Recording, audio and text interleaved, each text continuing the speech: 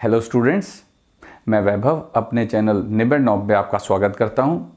ये channel 10th, 11th और 12th class के मैथ्स सब्जेक्ट के लिए डेडिकेटेड है।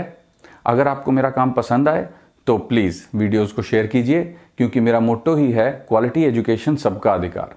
और अगर आप पूरा सिलेबस कवर करना चाहते हैं तो आप मेरे चैनल को सब्सक्राइब करके प्लेलिस्ट में जाके चैप्टर वाइज, क्लास वाइज सारे वीडियोज़ की प्लेलिस्ट चेक कर सकते हैं। और अब तो आप निबेड़ नॉब को इंस्टाग्राम पे भी फॉलो कर सकते हैं। तो चलिए आज का लेक्चर शुरू करें। स्टूडेंट्स, अरिथमेटिक प्रोग्रेशन की जैसे तुम जानते ही हो कि एक्सरसाइज 5.3 के पहले 11 क्वेश्चन हमने कर लिए थे। तो आज हम 12th क्वेश्चन शुरू करते हैं। Find the sum of the first 40 positive integers divisible by 6।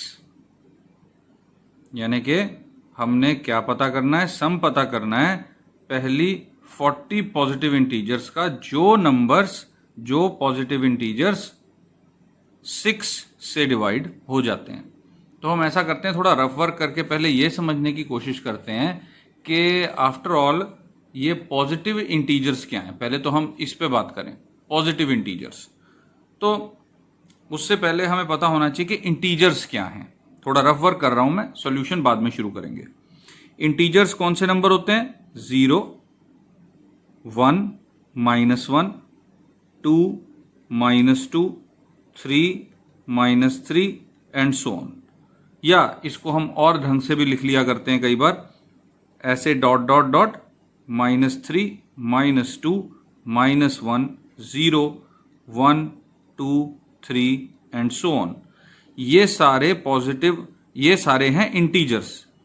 इनको इंटीजर्स बोलते हैं। कंप्लीट नंबर्स हैं ये, चाहे प्लस के, चाहे माइनस के, चाहे 0। अब इनमें हम सब जानते हैं कि ये हैं नेगेटिव और ये हैं पॉजिटिव। तो 0 क्या हुआ? ना तो ये नेगेटिव है ना ये पॉजिटिव है।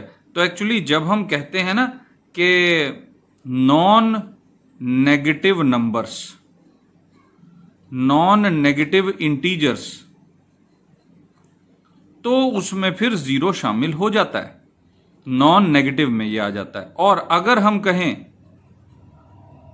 नॉन पॉजिटिव इंटीजर्स, तो उसमें भी 0 शामिल हो जाता है, क्योंकि ये नॉन पॉजिटिव है, नॉन नेगेटिव है, दोनों में है। लेकिन पॉजिटिव में अगर कहना चाहें तो ये नहीं है, नेगेटिव में अगर हम ये कहना चाहें तो ये नंबर नहीं है।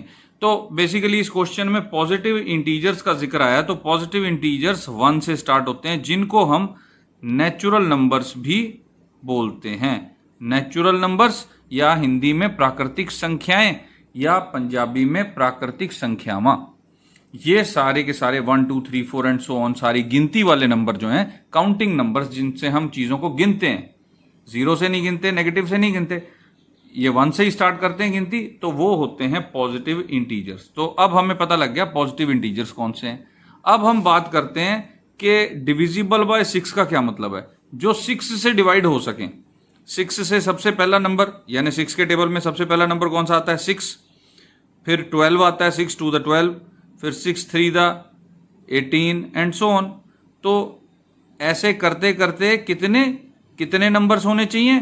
40 नंबर्स हो जाने चाहिए। करते करते उनका सम करना है। तो अगर हम ध्यान से देखेंगे, ये एक एपी बन रही है। फर्स्ट टर्म 6 और कॉमन डिफरेंस भी 6 का ही आ रहा है। तो आई थिंक क्वेश्चन हमें समझ में आ गया अच्छी तरह। अब हम सॉल्यूशन स्टार्ट करते हैं। चलो सॉल्यूशन स्टार्ट करें।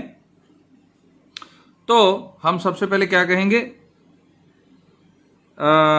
AP of positive integers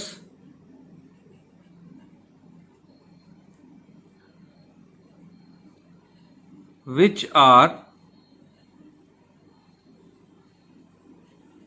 divisible by 6 is, मतलब जो 6 से डिवाइड हो सकते हैं नंबर्स, यानी 6 के टेबल में आते हैं जो, ऐसे पॉजिटिव इंटीजर्स की एपी कैसे बनी? 6, 12, 18, 24 एंड सो ऑन। तो ये AP बन गई है क्योंकि 6 के फर्क पे आ रहा है हर नंबर। लेकिन हमें क्या पता करना है, 40 नंबर्स का, 40 पॉजिटिव इंटीजर्स का, इस तरह के 40 टर्म्स का सम पता करना है। तो हम 40 टर्म्स का सम आराम से पता कर सकते हैं। Here A is equal to 6, फिर D common difference is equal to 6 and N is equal to 40, क्योंकि 40 ऐसे 40 नंबर्स का जोड़ हमने देखना है। Now S40 is equal to, sum पता करना है ना हमने सिर्फ, तो 40/2 यानी कि N/2, 2 into A plus N-1 into D। अब इसको सॉल्व कर देते हैं, ये कैंसिल हुआ, 20 हो गया, फिर ये 12 प्लस 39 इंटू 6,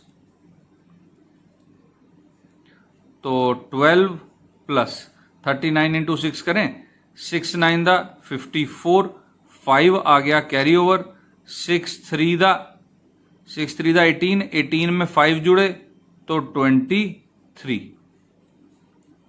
20 इंटू ये कितना बन गया 246, और इसको सॉल्व किया तो S40 आ गया हमारे पास। देखो 246 का डबल कर दो पहले तो, 492, देखो 200 का डबल 400 हो जाएगा, 46 का डबल 92 हो गया, और एक जीरो और आगे लगा दी, तो क्योंकि 20 था ये 2 नहीं था, तो इस तरह से हमने सॉल्व करके इसका आंसर फाइंड आउट कर लिया। तो ये सॉल्व हुआ हमारा क्वेश्चन नंबर 12। अब हम चलते हैं क्वेश्चन नंबर 13 की तरफ। तो ये है हमारा question number 13, find the sum of first 15 multiples of 8। ये बिल्कुल पिछले क्वेश्चन की तरह ही है। 15 मल्टीपल्स ऑफ 8 का क्या मतलब है, मैं फेयरली नहीं कराऊंगा, फेयरली तुमने खुद करना है, मैं तुम्हें थोड़ा सा आइडिया दे दूंगा इस क्वेश्चन का। मल्टीपल्स का मतलब है 8 के टेबल में आने वाले नंबर। तो पहला मल्टीपल कौन सा होता है 8 का, 8 1 दा 8, अगला 8 2 दा 16, फिर 8 3 दा 24 एंड सो ऑन। लेकिन कितने, 15 मल्टीपल्स, यानी कि A जो है वो 8 है, कॉमन डिफरेंस भी 8 है, देखो 8 के डिफरेंस पे आ रहे हैं सारे नंबर, और N कितना है 15। तो तुमने क्या पता करना है, S15, some of first 15 multiples. तो S15 बिल्कुल पिछले क्वेश्चन की तरह ही 6 की बजाय यहां पर 8 है और 40 की जगह यहां पे 15 है। तो आई थिंक इतना तो तुम कर ही लोगे। तो ये था हमारा क्वेश्चन नंबर 13। अब हम चलते हैं क्वेश्चन नंबर 14 की तरफ। तो ये है हमारा question number 14, find the sum of the odd numbers between 0 and 50, यानी 0 से लेके 50 तक जितने भी ऑड नंबर्स हैं उनका सम पता करना है, उनका जोड़ पता करना है हमने। तो हम सबसे पहले क्या कहेंगे, odd numbers between 0 and 50 are, इन दोनों 0 और 50 के बीच में, इन दो नंबर्स के बीच में ऑड नंबर्स हैं कौन कौन से, 1 3 5 7 और करते करते लास्ट नंबर 49। ठीक है स्टूडेंट्स, हमें पता चल गया, क्योंकि 49 के बाद 50 है और 1 से पहले 0 है, तो यही है सारे के सारे ऑड नेचुरल नंबर्स। लेकिन ये क्या बन रही है, एक अरिथमेटिक प्रोग्रेशन बन रही है। देखो हर एक नंबर अगला कैसे बन रहा है, 2 ऐड करके बन रहा है। तो तुम कहोगे दिस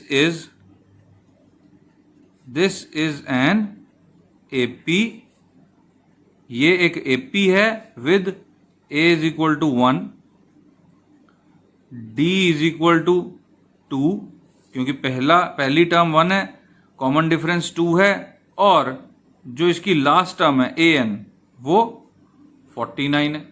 तो हमें अगर इसका सम पता करना है इन सभी नंबर्स का, तो सबसे पहले हमें ये पता होना चाहिए कि ये कितनी टर्म्स हैं, हमें ये पता होना चाहिए।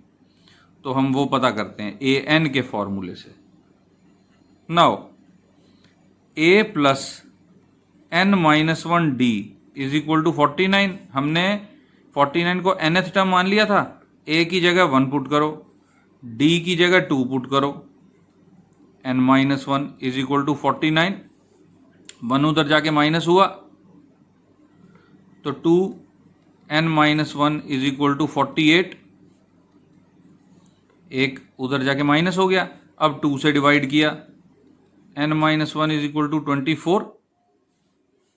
फिर ये 1 उधर जाके प्लस होगा तो हमारे पास आ गया n इज इक्वल टू 25। तो इसका मतलब क्या हुआ कि ये 25 टर्म्स का सम पता करना है हमने। ठीक है, तो 25 टर्म्स का सम कैसे आएगा, फॉर्मूला लगा देते हैं। Now S25 is equal to 25/2 bracket में, अब हम यहां फॉर्मूला a प्लस एल का लगा देते हैं। a यानी first term plus l last term, easy हो जाएगा हमारे लिए कैलकुलेशन करना। 25/2 इंटू ये कितना आ गया 50, ये कैंसिल हो गया, 25 आ गया। तो देखो S25 कितना आ गया, S25 25 इंटू 25 625। तो ये आ गया हमारा आंसर। 0 से 50 तक के बीच के जितने भी ऑड नंबर्स हैं उनका सम हमने फाइंड आउट कर लिया। तो ये था क्वेश्चन नंबर 14। अब हम चलते हैं क्वेश्चन नंबर 15 की तरफ। स्टूडेंट्स, ये है क्वेश्चन नंबर 15। इसकी स्टेटमेंट देख के तुम्हें लग रहा होगा कि इस क्वेश्चन की तो कहानी बहुत लंबी है, लेकिन कोई बात नहीं, समझ में आ जाएगी, कोई खास बड़ी बात नहीं है, लेकिन साथ ही साथ समझते चले जाना बहुत ध्यान से। For contract on construction job specifies a penalty for delay of completion beyond a certain date.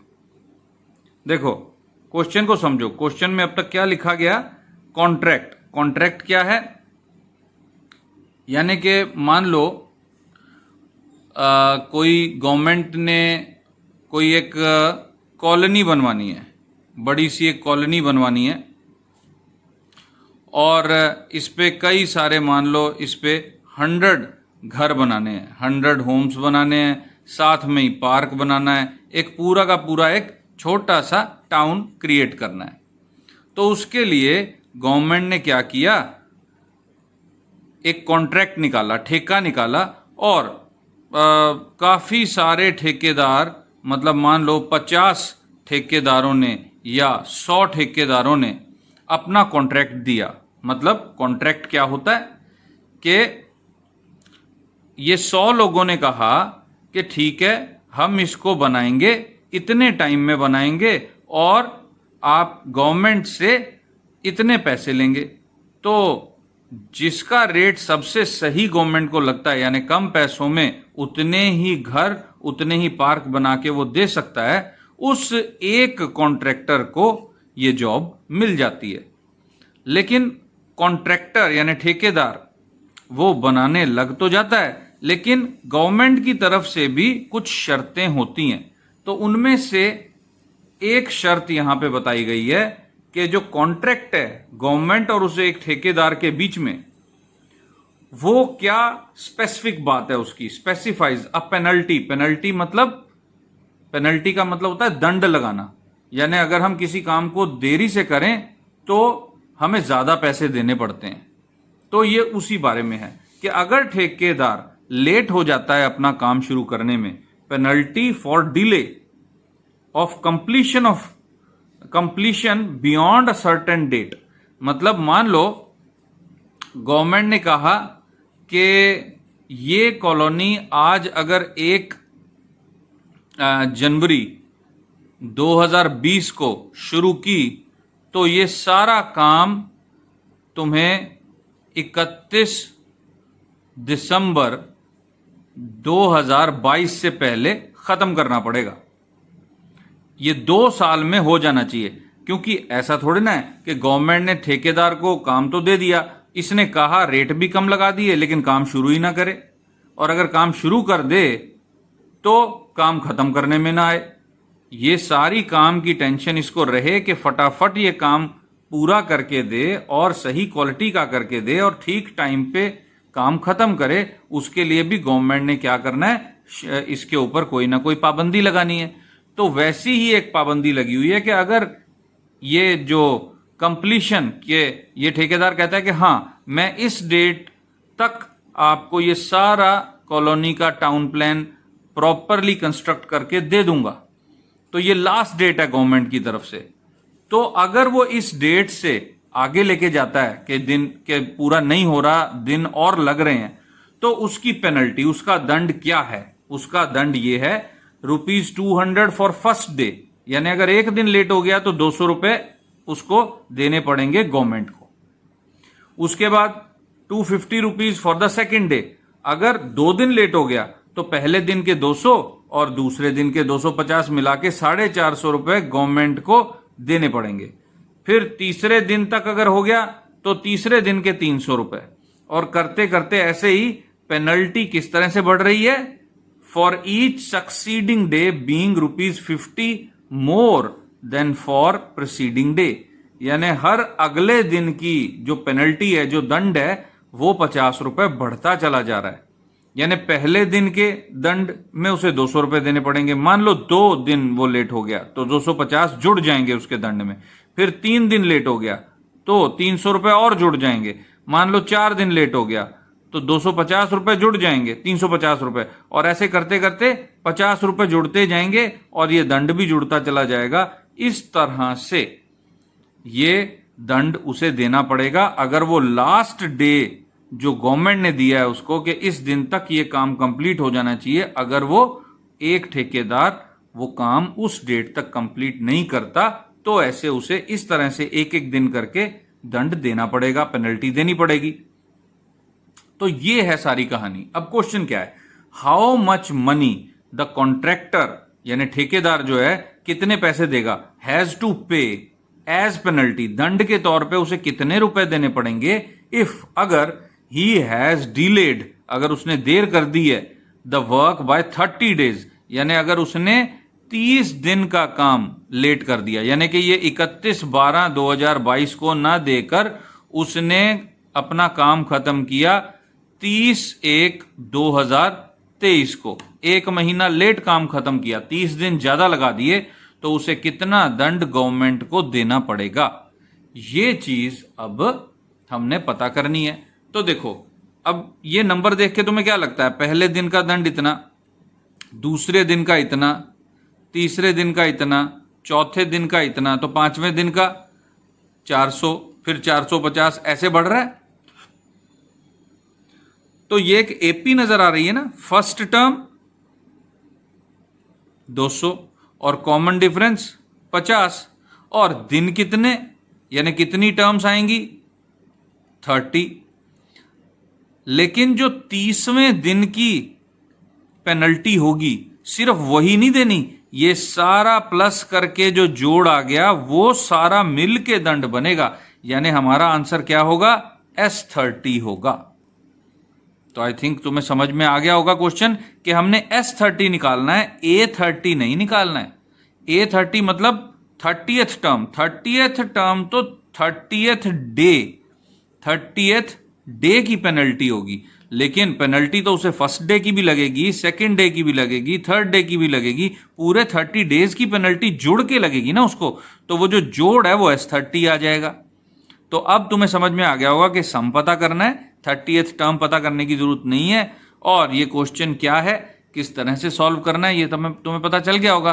तो ऐसा करते हैं, फिर मैं पेज पलटता हूं और इस क्वेश्चन को फेयरली सॉल्व करते हैं। तो हम सॉल्यूशन में क्या लिखेंगे? हम लिखेंगे sequence of penalty is 200, 250, 300, 350 and so on, जो कि एक हमें एपी नजर आ रही है। दिस इज एन एपी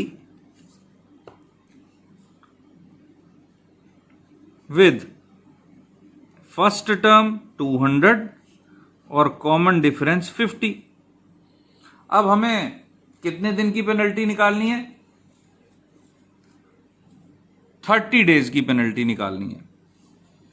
तो n जो है वो 30 रख लेंगे हम।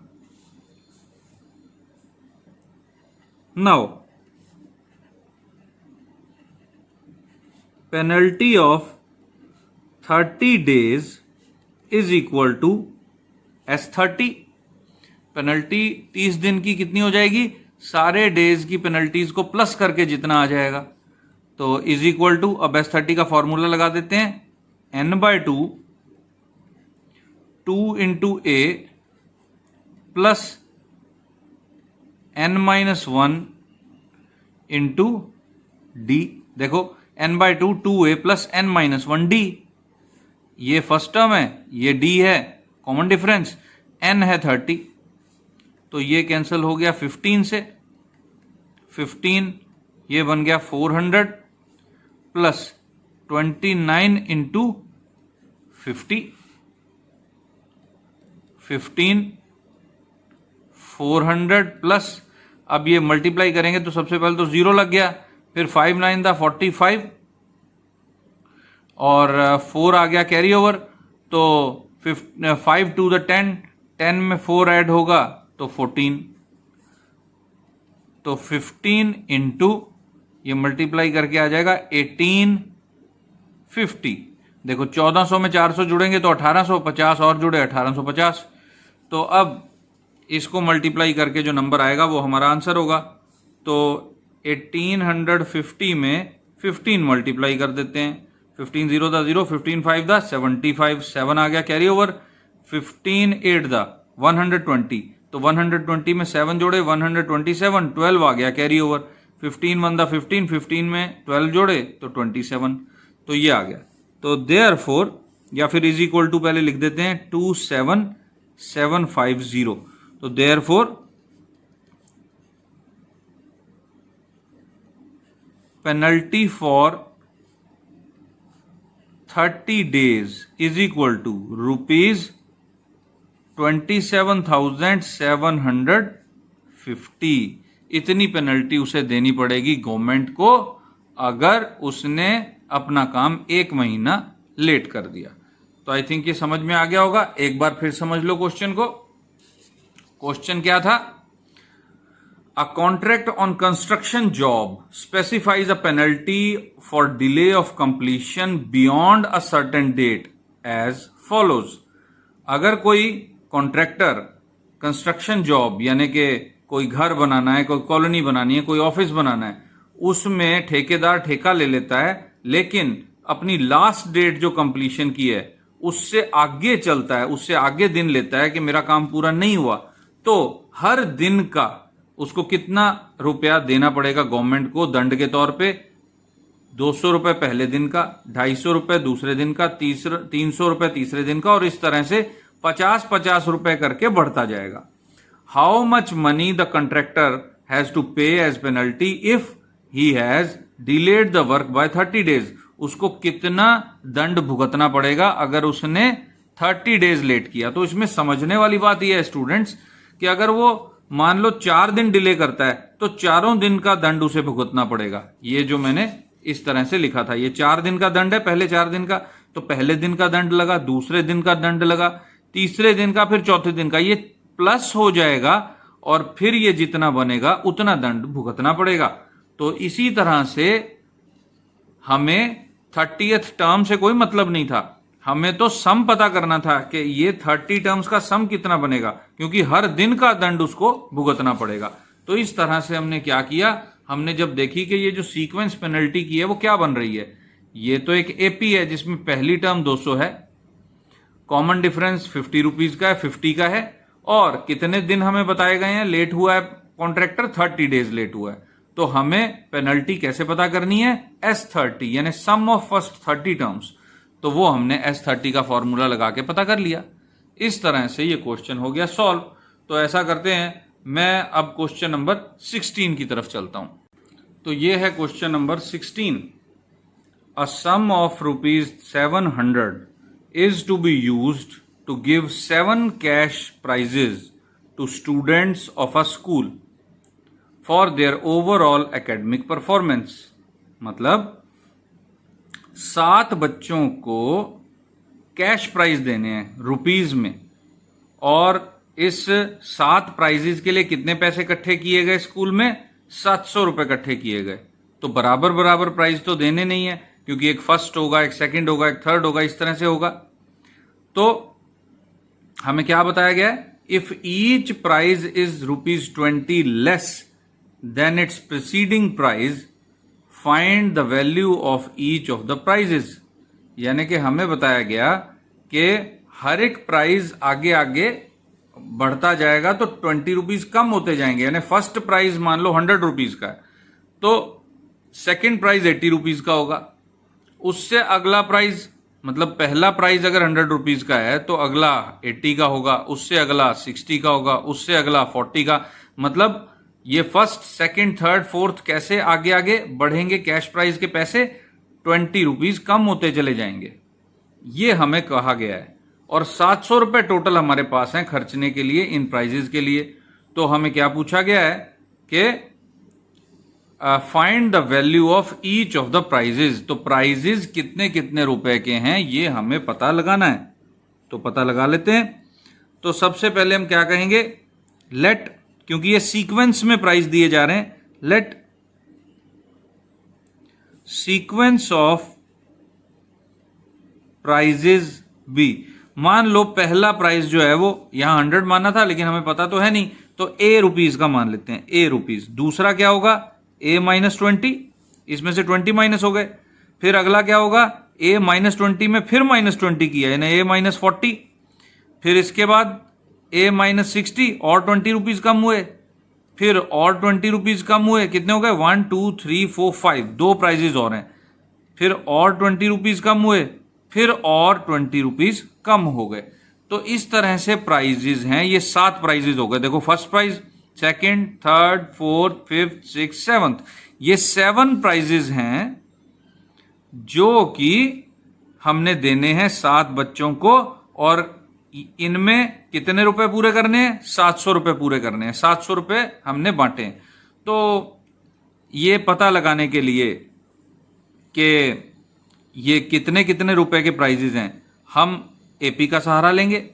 और एपी में हमें दिखाई दे रहा है कि फर्स्ट टर्म अगर ए है तो कॉमन डिफरेंस क्या है? -20, क्योंकि 20 माइनस होता चला जा रहा है। तो हम लिखेंगे this is an AP with first term a is equal to a, common difference is equal to -20 और n इज इक्वल टू 7। जो नंबर है इस एपी में, कितने नंबर ऑफ टर्म्स हैं? 7 है। तो टोटल कितना है? 9। S7 is equal to 700।